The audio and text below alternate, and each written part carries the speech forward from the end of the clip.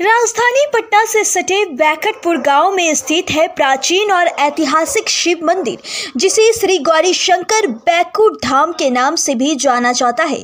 इस प्राचीन मंदिर की महिला अतीत के कई युगों से जुड़ी हुई है। आपको बताते चले कि पटना से 30 किलोमीटर दूरी पर बसा है बैकटपुर शिव मंदिर। यहाँ पौराणिक मंदिर कई सैकड़ों साल पहले से यहाँ विराजमान है।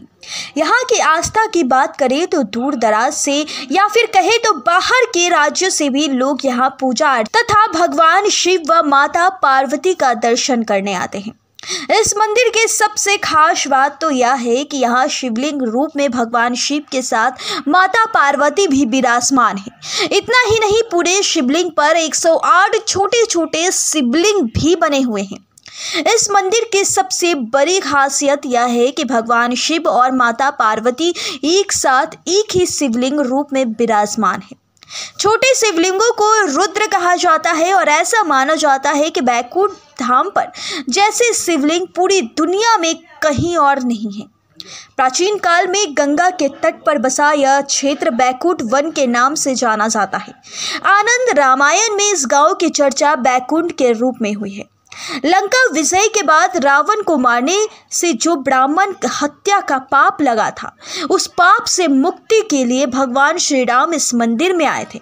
यहाँ उन्होंने भगवान शंकर की पूजा की थी। कहा जाता है कि काफी साल पहले मंदिर के आसपास जंगल थे, जहाँ ऋषि मुनि तप किया करते थे।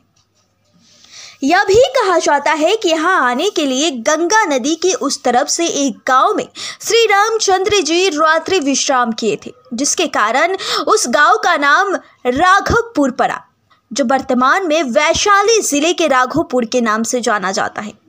जरासंध को मिली थी असीम शक्ति। इस मंदिर का इतिहास महाभारत के जरासंध से भी जुड़ा हुआ है। तिथियों के अनुसार इस बैकुंठ धाम के आशीर्वाद से जरासंध को मारना असंभव था।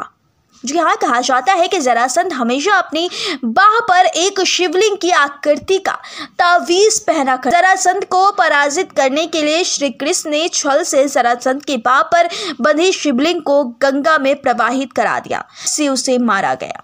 जरासंध की बाह पर बंधे शिवलिंग को जिस जगह पर फेंका गया उसे कौड़िया खाड़ कहा गया था। यहाँ फंसी थी मानसिंह की नाव। जी हाँ, कहा जाता है कि अकबर के सेनापति ने राजा मानसिंह जब जल मार्ग से बंगाल विद्रोह को खत्म करने सब परिवार रनियासराय जा रहे थे, उसी वक्त राजा मानसिंह की नौका कौड़िया खाड़ में फंस गई। काफी प्रयास के बाद जब राजा मानसिंह की नौका कौड़िया खाड़ से नहीं निकली तो पूरी रात मानसिंह की सेना सहित वही डेरा डालने पड़े। कहते हैं कि रात को ही राजा मान सिंह को सपने में भगवान शंकर ने दर्शन दिया और अपने जीर्ण शीर्ण मंदिर को फिर स्थापित करने को कहा। मान सिंह ने उसी रात मंदिर का जीर्णोद्धार कर आदेश दिया और उसके बाद यात्रा शुरू की और बंगाल में उनकी विजय प्राप्त हुई। भक्तों के इस मंदिर पर अगाध श्रद्धा बताती है कि सच्चे मन में बैकुंठ धाम में बोले शंकर की जो पूजा करता है उसकी मनोकामना अवश्य पूरी होती है। सावन माह में इस मंदिर में लाखों की संख्या में लोग जलाभिषेक करते हैं। पटना के कलेक्ट्रेट घाट, फतुहा के त्रिवेणी कटैया घाट से भी हजारों की संख्या में लोग रविवार को जल उठाकर रात भर की यात्रा कर सोमवार को जल चढ़ाते हैं। निधि सिंह के साथ सुधांशु पांडे की खास रिपोर्ट।